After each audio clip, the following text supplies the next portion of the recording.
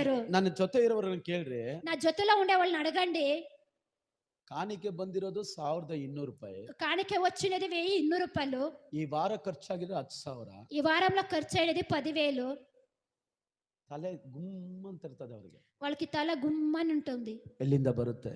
ఎక్కడి ఇంకా వస్తుంది? ಯಾರು ಕೊಡ್ತಾರೆ? ఎవరు ఇస్తారు?